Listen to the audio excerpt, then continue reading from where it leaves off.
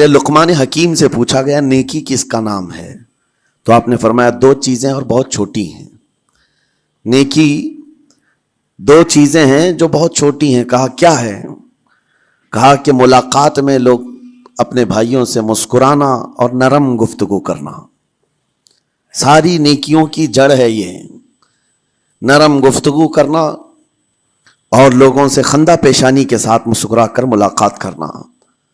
لیکن میرے عزیزو، یہ دو چیزیں بناوٹی تو بہت سارے لوگوں کے ساتھ آ سکتی ہیں، اخلاق تصنع جس کو کہتے ہیں تکلف کے ساتھ بہت سارے لوگوں کے ساتھ آ سکتی ہیں، لیکن حقیقت میں جس انسان کی طبیعت میں یہ دو چیزیں ہونی چاہیے وہ کب سمجھ میں آتی ہیں؟ اس وقت جو مولا علی کرم اللہ وجہہ الکریم نے فرمایا کسی انسان کو اس کی حقیقت دیکھنا ہو تو غصے کے عالم میں اسے دیکھو، وہ اپنے آپے سے باہر ہوتا ہے یا اپنے مزاج کے خلاف کس طرح بات کو سن کر کے تحمل رکھتا ہے۔ سب سے بڑا پہلوان وہ ہے جس نے اپنے غصے کو کنٹرول کیا اور اپنی زبان پر قابو پا لیا، ورنہ یہ وہ لمحہ ہے جب انسان پھٹ پڑتا ہے، جو دل کے اندر ہے سب کہہ جاتا ہے۔ آپ کو میں بتاؤں، نبی کریم صلی اللہ تعالیٰ علیہ وسلم کے عظیم اخلاق کریمہ، بخاری شریف کی حدیث ہے، حضور مسجد نبوی میں تشریف فرما ہے۔ اس وقت مسجد نبوی، آج ہو سکتا ہے آپ کے ذہن میں جو امیج ہے مسجد نبوی کی بہت بڑی عالی شان مسجد، لیکن وہ زمانہ نبوی میں اس طرح کی نہیں ہے، کچی دیواریں تھی، اوپر چھپر کے چھت پڑے ہوئے تھے اور مٹی کی زمین تھی۔ یہ مسجد نبوی کی شکل اس زمانے میں حضور اکرم صلی اللہ تعالیٰ علیہ وسلم اپنے صحابہ کے ساتھ بیٹھے ہیں، ایک دیہات کا رہنے والا شخص آیا۔ ایک بات یاد رکھیں کہ دیہات میں، گاؤں میں رہنے والوں کے اخلاق اور تمیز میں بڑا فرق ہوتا ہے، ان کے ہاں آداب کی کمی ہوتی ہے۔ وہ شخص آیا اور مسجد نبوی میں آ کر حضور صلی اللہ علیہ وسلم سے کچھ بات چیت کیا اور تھوڑی دیر کے بعد مسجد میں ہی کھڑے ہو کر پیشاب کرنا شروع کیا۔ بخاری شریف میں یہ حدیث موجود ہے، جب مسجد نبوی میں کھڑے ہو کر پیشاب کرے تو صحابہ اکرام سب دیکھ کر کے دوڑانے لگ گئے، خذوہ خذوہ، پکڑو اس کو پکڑو اس کو، اور صحابہ دوڑاتے تھے، وہ پیشاب کرتے ہوئے بھاگتا تھا پوری مسجد میں۔ نبی پاک صلی اللہ تعالیٰ علیہ وسلم نے فرمایا دعوہ، چھوڑ دو اس کو، کر لینے دو، پیشاب کر رہا ہے مسجد میں، چھوڑ دو اس کو۔ جب وہ صحابہ اکرام حضور کا حکم سنتے ہیں سب پیچھے ہٹ گئے۔ تھوڑی دیر کے بعد نبی کریم صلی اللہ تعالیٰ علیہ وسلم نے صحابہ سے فرمایا پانی کے ڈول بھر کر کے لائے جائیں۔ صحابہ سے ہی منگوایا، پانی کے ڈول بھر کر کے لائے گا اور مسجد نبوی کے میدان میں فرش پر بہایا گیا اور صاف کیا گیا۔ اب وہ شخص نہایت ہی ڈرا سہما کھڑا تھا، میرے ساتھ کیا ہوگا پتہ نہیں، میں نے پیشاب کیا، اب مجھے یہ لوگ قتل کر ڈالیں۔ نبی کریم صلی اللہ تعالیٰ علیہ وسلم نے قریب بلایا اور فرمایا، نہایت نرم گفتگو کے ساتھ حضور فرماتے ہیں یہ اللہ کا گھر ہے، یہاں پیشاب نہیں پیشانیاں رکھی جاتی ہیں۔ بس یہ جملہ ہے، بخاری شریف میں موجود ہے، یہاں عبادت کی جاتی ہے۔ اتنا کہہ کر رخصت ہو گئے، رخصت کر دیا۔ وہ دیہات سے آیا ہوا جو نوجوان تھا یا شخص تھا، باہر نکلتے ہی وہ کلمہ طیبہ پڑھ کر حضور کی غلامی میں شامل ہوا۔ میں نے وہ بلند عالی اخلاق نہیں دیکھے۔ نبی کریم صلی اللہ علیہ وسلم کے بارے میں قرآن کہتا ہے فَبِمَا رَحْمَةٍ مِّنَ اللَّهِ لِنْتَ لَهُمْ، اللہ کی رحمت سے آپ لوگوں کے لیے نرم ہیں، اس لیے لوگ آپ کے ارد گرد لگے ہوئے رہتے ہیں۔ وَلَوْ كُنْتَ فَظًّا غَلِيظَ الْقَلْبِ لَانفَضُّوا مِنْ حَوْلِكَ، اے رسول اگر آپ سخت دل ہو جائیں تو پھر یہ سب چھٹ جائیں گے، آپ سے دور ہو جائیں گے۔ اس رسول کے لیے جب کہا گیا ہے کہ اگر آپ سخت ہو جائیں تو لوگ چھوڑ کر کے دور ہو جائیں گے، تو ہمارے اور آپ کے لیے کس قدر لہجے کی پابندی ضروری ہے۔ ہاں عزیزان گرام وقار، اپنی گفتگو، اپنے کلام، اپنی بات چیت سے آپ اپنے سلیقے بتاتے ہیں۔ گالی گلوچ کرتے ہوئے جن کی صبح شامیں ہوتی ہیں ان کو دیکھ کر کے ہی پہچان میں آ جاتا ہے کس گھر سے یہ تعلق رکھتا ہے، کہاں ان کی تربیت ہوئی ہے، کس طرح ان کے آداب سکھائے گئے۔ اسی لیے میرے عزیزو، بچوں کو آوارہ بھی نہ چھوڑ دینا کہ وہ اپنی زبان گلی کوچوں سے سیکھ کر کے جائیں۔ کل کو ہوگا یہ کہ اس کی زبان کی وجہ سے لوگ تمہیں تان و تشنی کریں گے، اس کا باپ ایسا ہوگا اس لیے بچہ ایسا ہے، اس کی ماں اس طرح ہوگی اس لیے اس کی گفتگو ایسی ہے۔ کیونکہ موسٹلی زیادہ طور پر بچے اپنے ماں باپ کے اخلاق کو نقل کرتے ہیں، ٹرانسفر ہوتی چلی جاتی ہیں۔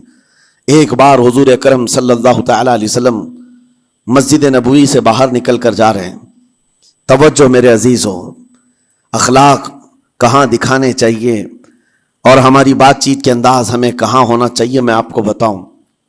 حضور تشریف لے کر جا رہے ہیں، صحابہ اکرام کھڑے تھے حضور کے اطراف۔ مدینہ طیبہ کی ایک بوڑھی خاتون جس کا ذہنی توازن کھویا ہوا ہے، یعنی وہ دماغی طور پر ڈسیبل ہے، اور وہ آئی جا رہی تھی۔ لوگ جب بھی اس کو دیکھتے راستہ کاٹ لیتے، وہ جس کو بھی پکڑتی تھی سنانا شروع کرتی تھی، جو منہ میں آئے بکنے لگ جائے، اور لوگوں کو تنگی محسوس ہونے لگتی۔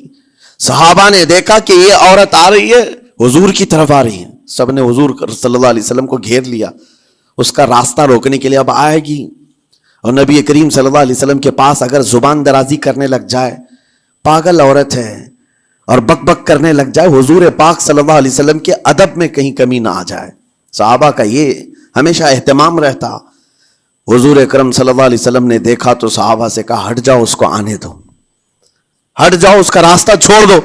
صحابہ نے کہا، یا رسول اللہ صلی اللہ علیہ وسلم، اس کا ذہنی توازن ٹھیک نہیں ہے، دماغی طور پر وہ عورت ٹھیک نہیں ہے، وہ آئے گی اور لمبی باتیں کرتی ہے، لا یعنی باتیں کرتی ہے، کہیں آپ کی شان پاک میں کوئی گستاخی نہ ہو جائے۔ صحابہ روک رہے تھے، حضور پاک صلی اللہ علیہ وسلم نے سختی سے فرمایا، ارشاد فرمایا، ہٹ جاؤ، اس کا راستہ چھوڑ دو، مجھے پتا ہے پورے مدینے میں اس کی کوئی نہیں سنتا، میں بھی نہ سنوں تو وہ کس کو سنائے گی، اگر میں بھی نہ سنوں تو وہ کس کو سنائے گی۔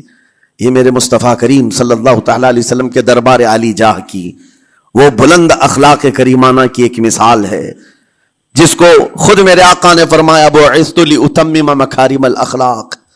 عزیزان گرامی وقار، لوگوں کے آج حالات ایسے ہیں کہ اچھے لوگوں کے ساتھ اخلاق الگ دکھائے جاتے ہیں، چھوٹے لوگوں کے ساتھ اخلاق الگ دکھائے جاتے ہیں۔ سٹیٹس کا آدمی ہو تو اس کے ساتھ ملنے کے طریقے الگ ہیں، اور غریب کوئی آ جائے، فقیر کوئی آ جائے تو اس سے ملنے کا انداز الگ ہو جائے۔ یہ نہ ہو، یہ ہم سب کے لیے نصیحت ہے۔ اسی ممبئی کی سرزمین پر میں آپ کو بتاؤں، ایک ماہم شریف میں بزرگ حاجی صاحب ہوا کرتے تھے، آج سے تقریباً 10-12 سال پہلے کی۔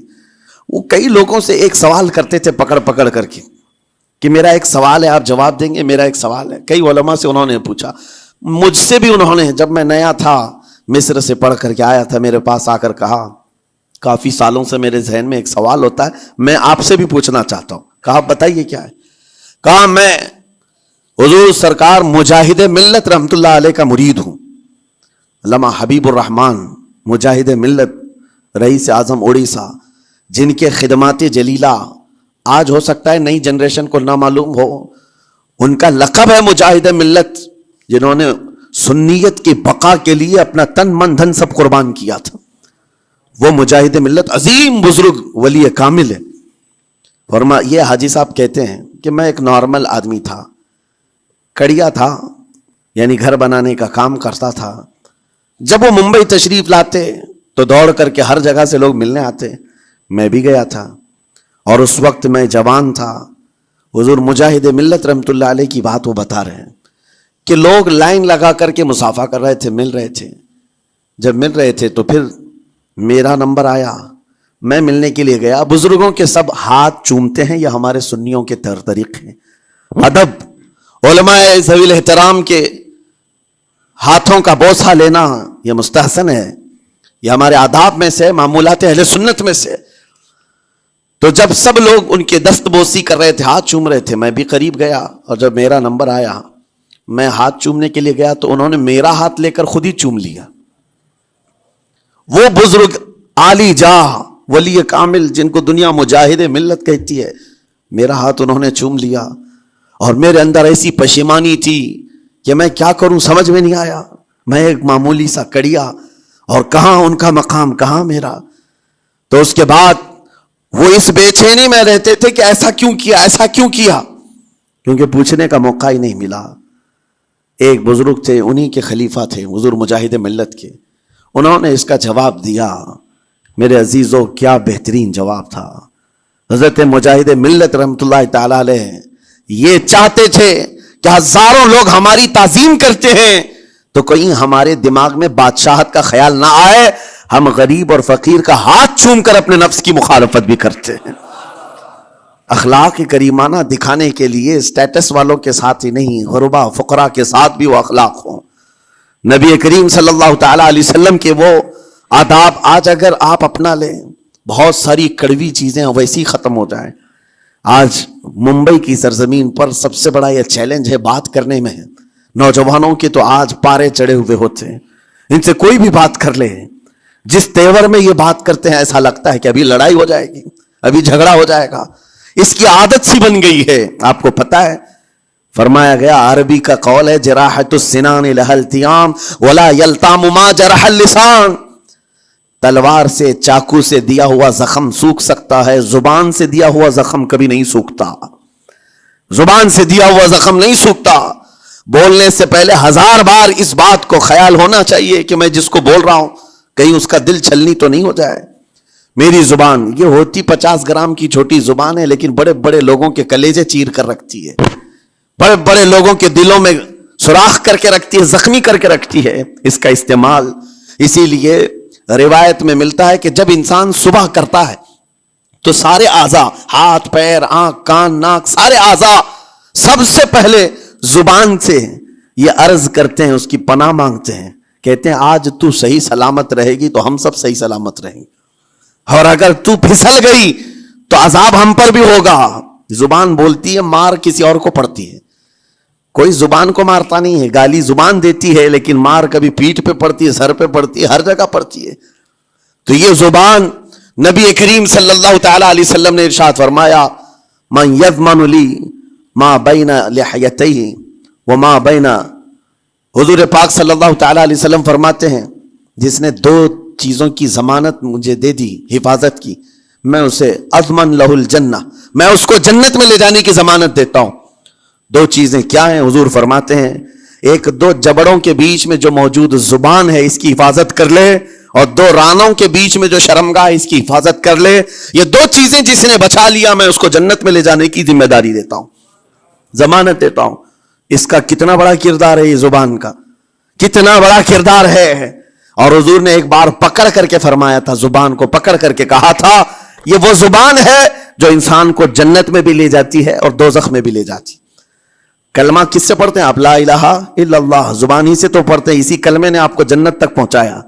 اور کافر جو کفر کرتا ہے وہ بھی زبان سے ہی کرتا ہے، اور زبان اسے ہمیشہ کی دوزخ میں لے جاتی ہے۔ اس زبان کو چلانے سے پہلے 1000 بار سوچ لیں کہ آج لہجوں کی سختیاں بڑھتی چلی گئیں،